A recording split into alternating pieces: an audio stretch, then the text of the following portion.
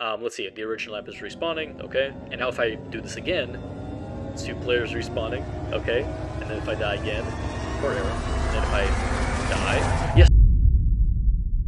Alright, so as someone who uses Roblox Studio pretty extensively, right? I mean, my entire channel is built around being in Roblox Studio, coding, all that stuff, right?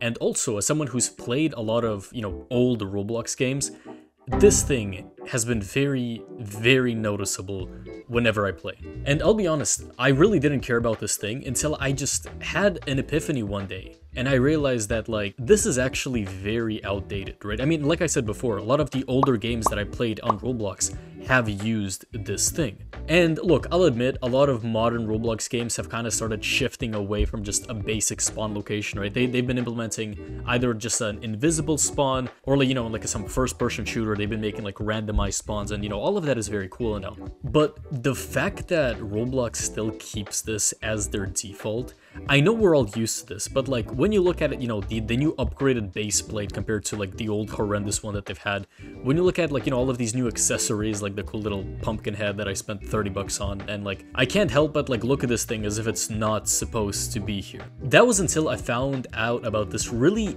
interesting property, and this is the respawn time property, which is the, as you may guess, the amount of time that it takes characters to respawn. And the reason this is good is because this means that whenever the character dies, we know when they will respawn. And I know this might not seem like a big deal, but this honestly opens up a huge amount of possibilities when it comes to scripting our own respawn system. And we can honestly start immediately. Let's actually discuss what I even want to change with the spawn location, right? What I said before still holds. I think this is too bulky. I think this doesn't really have a place in the game. I think another big issue is that it doesn't actually indicate when someone is respawning. And I think that the fact that they don't allow you to have randomized spawns by default, and they kind of force you to have this one specific spawn location. And I also want respawning to just look cooler, right? I want the character to, instead of just popping into the world, I want the character to fade in, right? I want, like I said before, I want people to actually know where characters will respawn, how long that will take, and maybe even how many characters are about to respawn. And we can start up with the easiest thing on this list is inside of the starter player script, we can add a local script, right? What this basically does is it creates a script that will only change things for the player who has the script, right?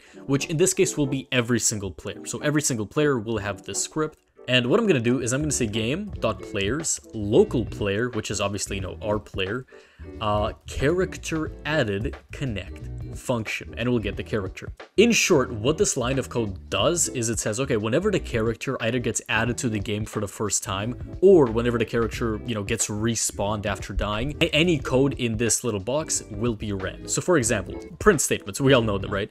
I can print hello, right? And then if I go and play the game now, it's going to print hello the moment I join the game. Okay, great.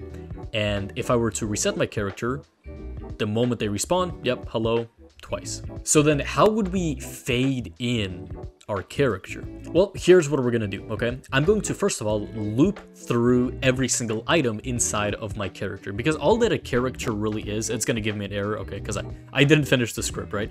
But what a character really is, this is my character. It has things like, information about the color of the body, the accessories, scripts, a humanoid, which controls like the health and the speed and all of that, but it also has all the parts. And really all that we have to do is we just have to go through every single item inside of this character. We have to detect whether that item is an actual part or not. We have to set it to be fully invisible, and then just play like a little animation where it just quickly becomes visible again. And the way we can do this is we can use a for loop. So I'll say for I, comma v in character get descendants do. And what this is going to do is it's going to loop through every single part inside of the character, with V in this case being the actual item that we're looping through. So then we can check whether V is an actual part by saying if V is a base part, then what we're going to do is we're going to set the transparency equal to 1, and then we'll just have to play a quick animation. And I'll do that by saying game tween service, which is how you create animations, we're going to create a tween. It's going to need an instance, as in the part that we're actually trying to animate, which in this case obviously is whatever V is. We're assuming that's a character part. We'll give it the V. It's asking for a tween info, which is just the amount of seconds that the animation should play for, which I think should be like 0.5 seconds. I don't think it should be too long. I think the character should fade in fairly quickly.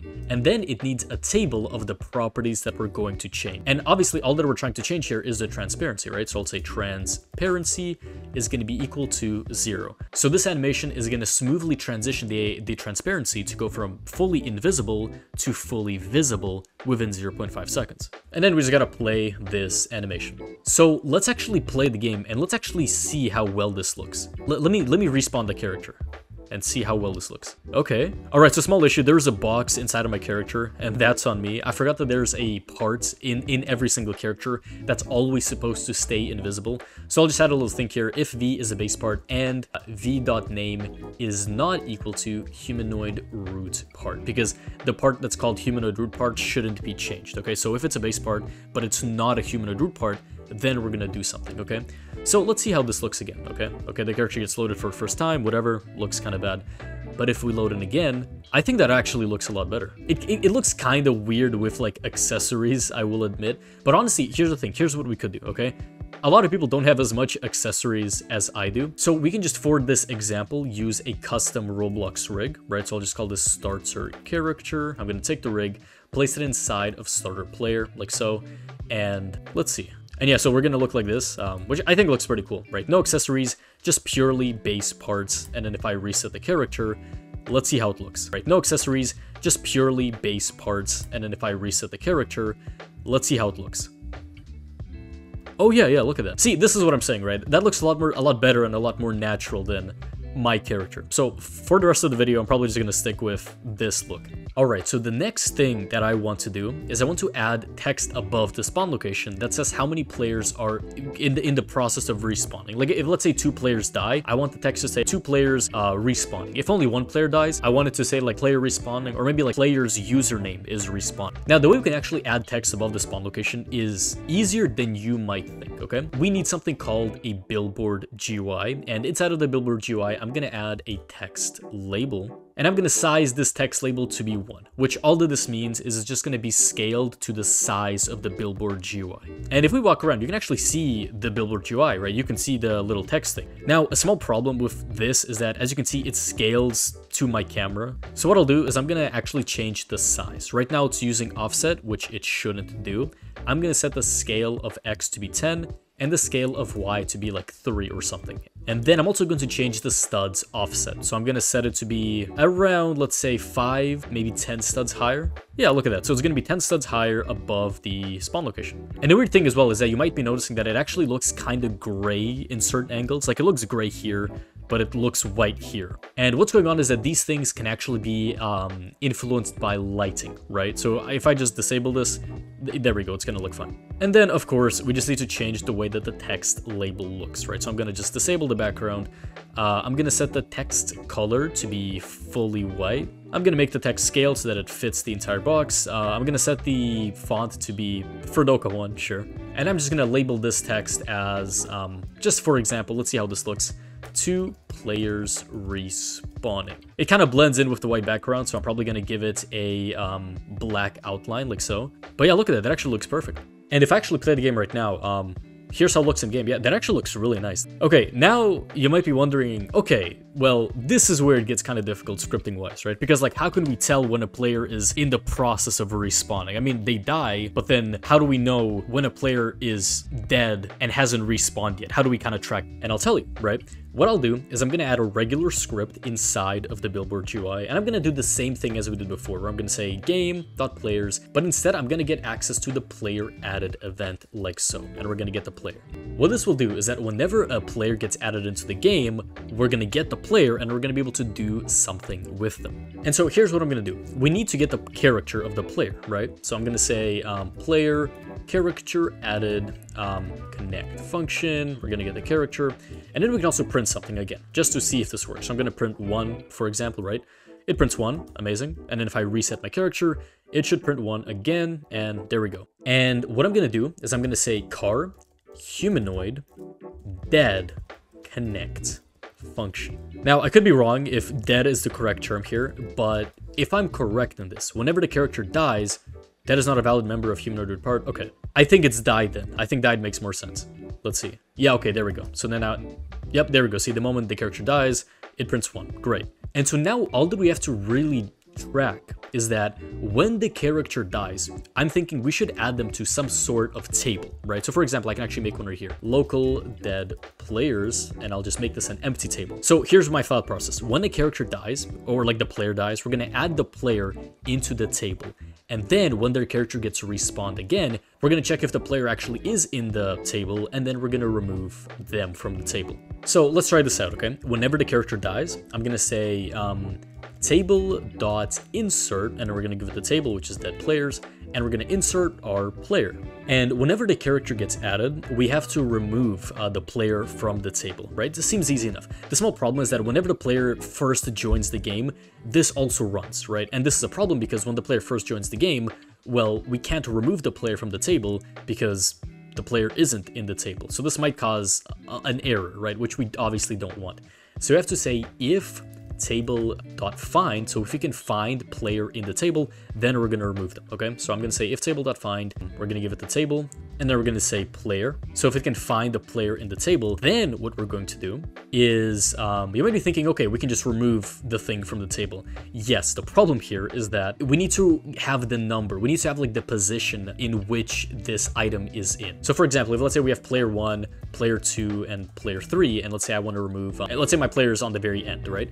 If I want to remove my player, I have to specify that I want to remove the 4th item in the table. But this is a problem because I can never actually know where the player is inside of the table, right? Because what if player 1 has just finished respawning and now this happens, and now my player is on 3rd spot? So like the table will constantly change. So we need a way to right now determine where the player actually is. And this could be wrong, but the way that I've always done it is I've looped through tables. So I've said like for IV, like just like we did before, for IV in dead players, do, and then we just have to say if V is equal to the player, right? So if this item inside of the table is our player, then we're going to say table.remove, we're going to give it the table, which is the dead players, and then it needs the actual like position, which is a number, and this is where this I thing comes in. I is the index of the value, right? And in a table, the index is just like, again, the order of the item, right? So the first item in the table will have the index of 1, so I will be equal to 1. So it's just a number. Pretty simple stuff. I know this might seem a little confusing. Point is, this is exactly what we need, right? So I'm going to say I, and then I'm going to end the if function. And so let's just test this out real time, okay? I'm going to say game a run service dot heartbeat, okay? So this will basically run every single frame. And I'm just going to say print dead players. So every single frame, it's going to print whatever dead players is equal to. So, okay, I'm going to play the game. Empty table, right? Okay. I'm gonna, okay, now the table has something inside of it, and now it's empty again. Perfect, that's literally all that we're looking for. Okay, and so now that we have all of that, we just have to loop through the table, see if it has anything inside of it, and then change the billboard GUI accordingly, which I'll just set a variable for. Local GUI is equal to script.parent. So I will say if hashtag dead players, which will return the number of things inside of dead players. If the number of things inside of dead players is 0, then I'm just going to say GUI.enabled is equal to false. So it's just going to not show up. Else, if the amount of dead players is equal to 1, if there's just 1 dead player, then I'm going to say GUI.enabled is equal to true, just in case it's false, right? And then I'm going to say GUI.textLabel.text is equal to, and what I want to do is I want to get the name of the person inside of the table. And because we know that there's only 1 person, we also know that that person is the first item in the table. So we can say dead players 1, right? So again, we know that that'll be our 1 player dot name, right? Because that we gotta have the name of the player, and then we can add a piece of text to it, is respawning, like so. Or maybe what do you want? Respawning is respawning. I think just respawning is better. I don't know, it's just a personal preference. And then else, which means that it's not 0 nor 1, which means that it's above 1. Then we're gonna copy this code over here, but instead of setting this to be the first player's name, I'm gonna set this to be the number of dead players respawning. So let's say if this is equal to 5, the text is gonna say 5 players respawning. And in this case, it's gonna say username respawning. So the original lamp respawning. And then here is just gonna not show anything. And so let's actually try this out, right? I'm gonna play the game, and yeah, look at that. So it immediately disappears, right? Because it begins running immediately. Now, if I end up dying, the original lamp respawning. Yeah, look at that. And I fade in. That is so cool. And just for fun, I want to try something. What if we just don't remove the player from the table, okay? What if we just keep letting the player on the table? Let's see, the original lamp is respawning, okay? And now if I do this again, 2 players respawning, okay? And then if I die again, 3 players, okay, yeah, great. So all of this works flawlessly. So yeah, let me just add this code back in like so. This is what I'm saying. Already, we've only been doing this for maybe like, I don't know, 10, 20 minutes at this point, and we've already made something that, like, in my opinion, looks a lot better than whatever default Roblox has. And I'm honestly really surprised of how little people there are in, you know, the Roblox development space who are not trying to improve this stuff. I know they're busy making their own anime games or whatever. Like, you know, I get it. We obviously need the 50th JJK game or JoJo game or whatever it is. But I do feel like the Roblox dev team, while big, is honestly lacking in some creativity. And if you're in this space, or if you're someone who just doesn't even develop, but who enjoys these videos, right? And therefore you're kind of in this space as well. If you want to make the space just less boring and more fun and more mainstream so that you can get a lot of beginners into the space who are really interested in trying out different concepts, because people who've been developing for a long time, they have rules that they stick by. And that's good, but that's also a problem because when you're a beginner, you have no rules. You try whatever, you have fun, and I think that's what we really need here. And so where I'm leading with this is that I want more subscribers. But if you do subscribe to the channel, then logically, right, more people will find the videos, more people will get the channel recommended. We're just gonna get more people interested in this stuff, and you're gonna start to see a lot more people being creative and invest their time into making cool, innovative games and features. And I think that would just benefit everyone, right? Benefits me, benefits you, benefits the people who start and find their new passion and maybe even make a living from it. So yeah, you know, go subscribe if you haven't already. And if you are already subscribed, another quick small plug. If you really want a lot of knowledge, so I will say that I do have a course linked in the description and the pinned comment, and it's on sale for 50% off for the duration of Halloween. Check the description and the pinned comment. There's a code in there. Use the promo code, or you can preview the course first and then you can use the promo code. And yeah, it's gonna be there for like 4 more days, so you can grab it right now if you want. Shameless plugging aside, let's move on to the next amazing, wonderful feature that I have in mind. This being random locations, right? Now, here's the thing. I'll be honest. I know I just completely joked about this thing being stupid and too big, but like I kind of like it. I like having a big space where everyone kind of respawns, and it's kind of nice, right? Like I don't really have a big problem with it. What I do have a problem with is that there isn't a toggle for the spawn location to, instead of being one big spot where the players spawn, why can't it be the center of a larger area that has random spawns? So like, for example, instead of all the players spawning in this like little circle, why doesn't Roblox allow us to just have players spawn randomly within like a certain distance of the spawn location? And so what we could do is we could just, you know, make the spawn location invisible. We could show that where the players are going to respawn by adding like a little circle. And then we can also add the text above the circle that's going to say like, oh yeah, the original lamp is respawning. And so the way that I'm going to do this is inside of the spawn location, I'm going to add a thing called a bool value, which is an item that has one important property, which is its value. It's either false or true, right? That's it. It only has 2 values. And I will call this value is toggled, which by default will be false. So here's what's going to happen. By default, the spawn location will not be toggled. But then we can say within the same script, right? We can say GUI, which is, you know, the billboard GUI, dot parent, which is the spawn location, dot is toggled changed connect function. And it's going to give us the new value. So whenever the value of this changes, again, we can just test this out real quick. We can print the new value. And so if I go and play the game, I'll just go on the server instead of, you know, being in my player. And what should happen when I change this thing is that it should print the new value. There we go, it prints true. Then it prints false. Okay, good. And so let's actually get to scripting this thing immediately. I'm actually thinking we should probably add a variable for the spawn location. So I'll say local spawn location is equal to GUI dot parents. So I guess I'm gonna replace this with spawn location to make the most out of this variable. So okay, if new value, which means if new value is true, then else, meaning if new value is false, then do something else. So if new value is true, if it is toggled, then I'll say spawn location dot transparency is gonna be equal to 1, meaning fully invisible. I'll also say spawn location dot decal, which is the image on top, dot transparency is also equal to 1.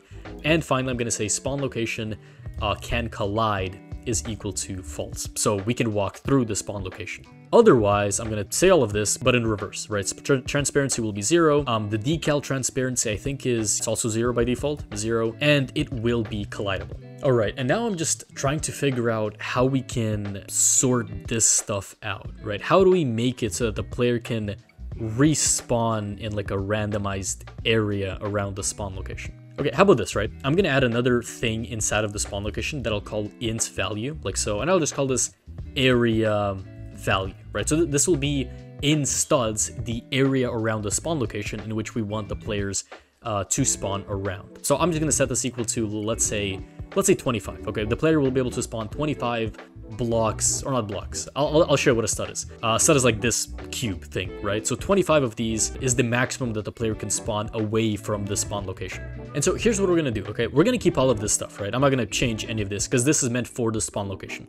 But what I will do is I will say if spawn location dot is toggled dot value, meaning if it's equal to true, then I'm gonna say GUI dot enabled equal to false return, right? Because this technically isn't a loop, it's a function, and return should end the function. And so now I'm actually a little curious if this is gonna work or not. Hold on. If I go and again set this to be toggled, let's see, and then if I were to die, is respawning. Okay, yeah, see, so, all right, I'm honestly not too sure what I'm doing wrong here. You know what we did wrong? I changed this from the client, and the client is just what the player sees. And like the problem with that is that players can manipulate what they see, and so Roblox never listens to the player. Roblox listens to the server, right? So I should have changed it from the server and not the client. So if I do it like this, there we go. There we go, okay. Okay, great. See, we're learning something. So here's what I'm thinking we could do now. Whenever the character dies, right? Because again, that's all that we're looking for. We're still gonna let it do the table changes and all of that, blah, blah, blah. But then we're gonna say if spawn location dot is toggle dot value, blah, blah, blah.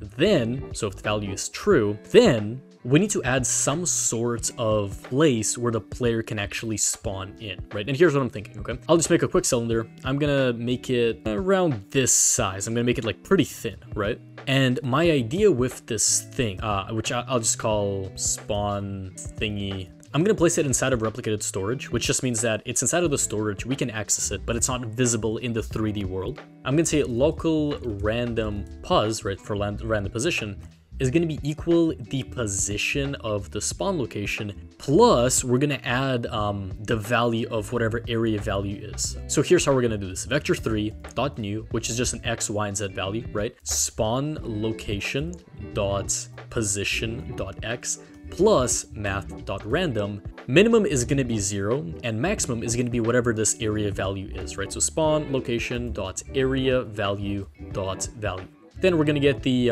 spawn location y, or actually no, we can just set the y to just be like 3, sure. And then we're going to do the same exact thing, but this time for the z. So all that we're changing is the x and the z.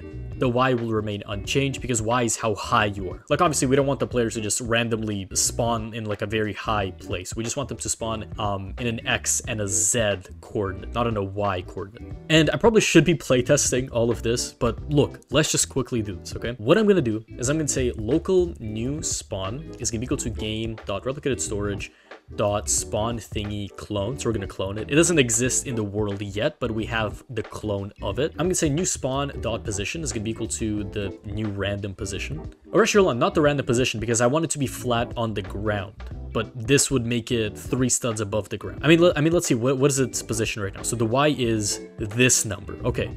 So instead of setting it to random position, I'm going to say position is going to be equal to vector3 dot new random position dot x. We're gonna give it its original y, and then random position dot z, like so. So in short, we're just setting it to random position, but instead of the y being 3, the y is now this number.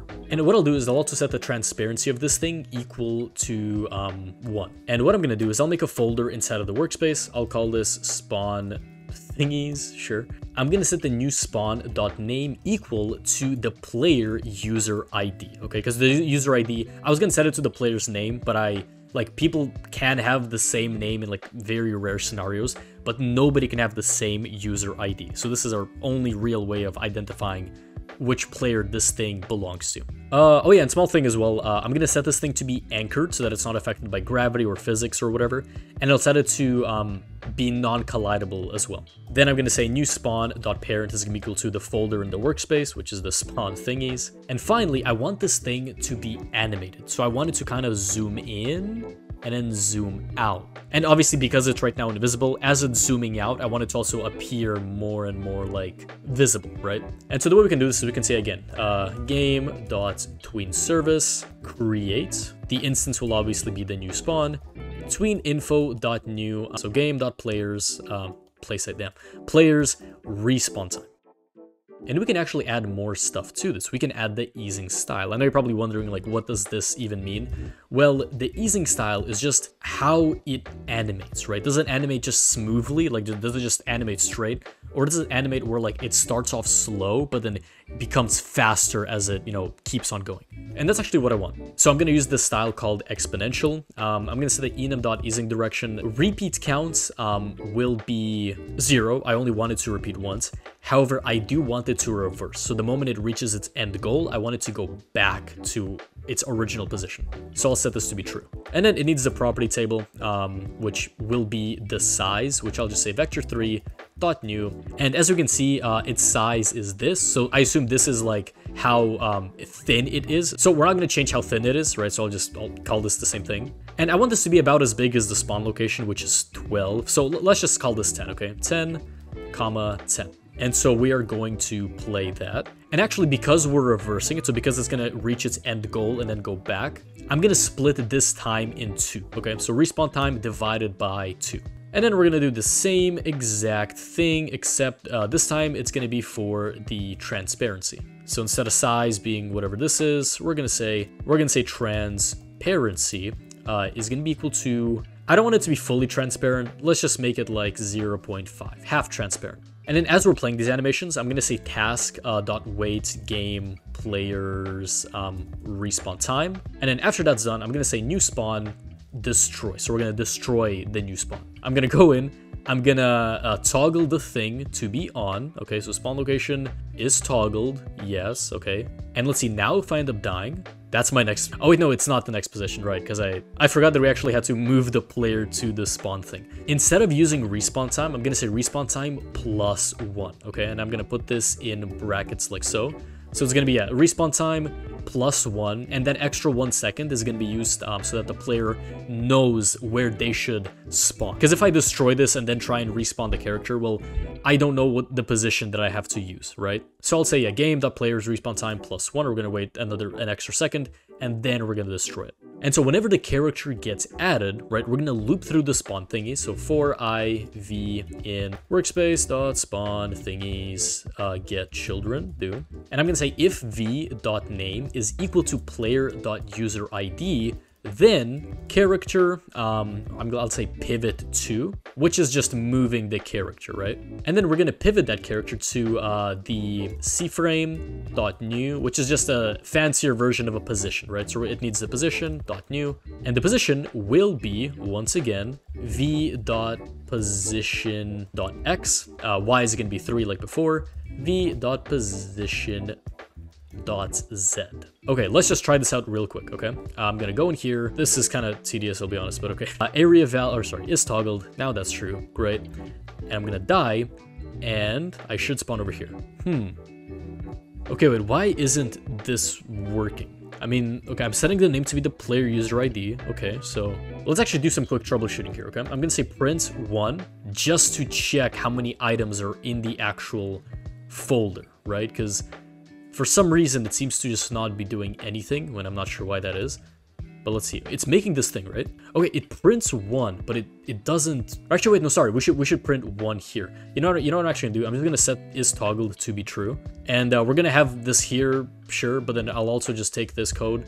I'll just put it on the very top, and I'm just gonna say if spawn location dot is toggle dot value, then yeah, we're just gonna say this. Else, we're just gonna do this. This is kind of, we're getting into like professional code territory here, as in the code starts to look lengthy and confusing because, you know, that's the hallmark of a professional coder. But let's do this. Okay, great. It does that thing. Yeah, it doesn't print 1. See that? Let's print the v.name, okay? Because it feels like to me for some reason it's just not, maybe it's not named the same thing. Oh, that is weird. Why is it not workspace spawn thingies? Yeah, so it should still be here. All right, you know what we're gonna do instead then? How about this? I have a much better plan at this point. I'm gonna say player set attribute. In case you don't know, attributes are properties in every single item that are basically like variables, right? I'm gonna set the attribute that I'm gonna call spawn pose, like so, and then the value is gonna be the random position, right? I think this is actually a lot easier. So yeah, random position, and then whenever the character gets spawned in, we're gonna say if, you know, the is toggled value is true or whatever, if spawn location dot is toggled, this is getting very tiring. Spawn location is toggled value, then we're gonna say car pivot to, and it needs the C frame dot new, and the position is gonna be player get attribute spawn position. Like so. It actually just gave me an error, and this is my mistake because I forgot that when the player first spawns in, they're not gonna have this thing. So what I'll do is I'll say if the toggled value is true and the player gets attribute spawn position is not equal to nil, right? So meaning that we actually have something, then we're gonna do this, right? So I'm gonna play the game. There we go, no more error. And then if I die, yes, there we go. Great, yes, amazing. Okay, the last thing we're gonna do, I'm gonna take this Billboard UI, okay? So I'm gonna say local new GUI, we're gonna clone it, okay, sorry, new GUI clone, okay? I'm gonna say new GUI dot text label dot text is gonna be equal to the player's name, player dot name respawning, like so. I'm gonna say new GUI dot enable is equal to true. And I'm gonna say new GUI dot parent is gonna be equal to the new spawn thing. So new spawn, like so. Okay, and I want this text to be gone immediately as the player respawns and not a second later. So what we could do is we could wait the respawn time, then we can say new GUI destroy, and then we can wait an extra second, 1 more second, and then we can destroy the new spawn. And so this way, let's just check this out, okay? The original app is respawning, okay? Yes. Is toggled is not a valid member of spawn thingies. Oh, right, because the script is inside of the Billboard UI. I see. Okay, I mean, it's giving us an error, sure, but I think it's all fine. Respawning. Okay, if I die 1 more time, the original app is respawning. Okay, look, that is so cool. Holy, I kind of had this in my mind already, how this is going to look, but this is so much better than I expected. And if I really want to, I could set the area value to be like 1000 or something. I could really push it. Look at that. Where even do we go? Right at the edge. Look at that. Where do we spawn? Who knows? Over here. Like, this is exactly what I was talking about, right? We can even set the area value again back to like 25 or something. But this is exactly what I'm talking about. This is what Roblox needs. We don't need icon changes, right? We don't need more abstract code lines that nobody really uses. Instead, give us more things to play around with. Give more beginners, and even not beginners, even people who've been using this thing for years now, just give us an easier time modifying stuff. Because I bet that some dev out there, with a pretty big game actually, is probably thinking of like a system similar to this, but they're kind, you know, they're a bit lazy and they're like, okay, I can spend an hour or two making this, but it's just not worth my time. Nothing's gonna happen if I do this. The game would feel honestly good for the player if this was implemented, right? Maybe the player wouldn't spend more money money on the game, but the fact that the player has a good user experience means that in the future, they will spend more money. They will make Roblox more money. And I think Roblox should capitalize off of that. Now, obviously, everything that I just said doesn't make sense if you think that this is like the ugliest thing ever made.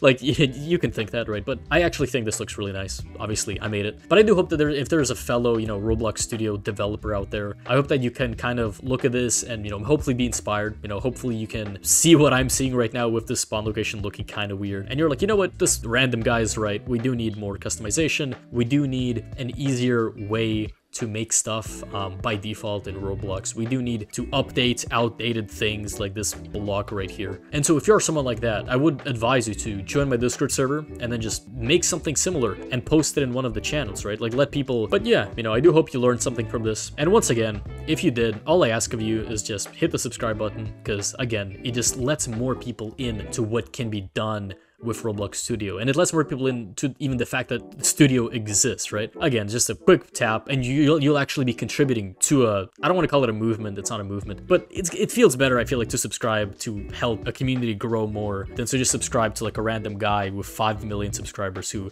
doesn't know nor will care about your very existence. And again, I do have a course, go check that out. I have an Instagram where I post pictures of my pet pigeons, so go check that out as well. And so, with that being said, as always, we are back to basics. Thank you for watching.